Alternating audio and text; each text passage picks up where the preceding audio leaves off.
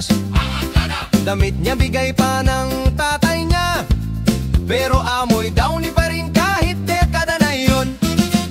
Sa bakuran niya may talong, may kamatis, may papaya, saging at siling labuyo pa, men.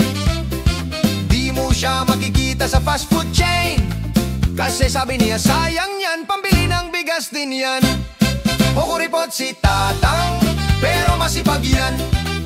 May gulay, may prutas sa sariling bakuran, habang ang iba laging reklamo sa inflasyon. Si Tatang ay chill lang kasi may solusyon. Magtanim ka rin, anak, wag puro order. Yung cellphone niya, keypad pa rin, pero kahit luma, text pa rin ng text.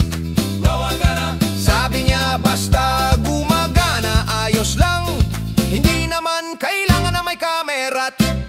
Kuripot si Tatang, pero wais yan. Di bumibili ng di kailangan, habang ang iba utang dito, utang doon. Si Tatang may ipon kahit luma ang pantalon. Ang mahal ng kuryente, aba, tanghali pa lang, tulog na ako. Tubig! Sa ulan ako naliligo. Pagkain! Nasa bakuran lang, oh, libre pa. Kuripot si Tatang, idol ng bayan, kay tipid niya siya'y alamat na ngayon. Walang problema sa inflasyon, kasi si Tatang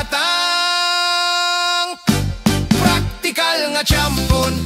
Ba-ba-da-ba-ba-ba, ba-ba-da-ba-ba-ba, ba-ba-da-ba-ba-ba, ba-ba-da-ba-ba.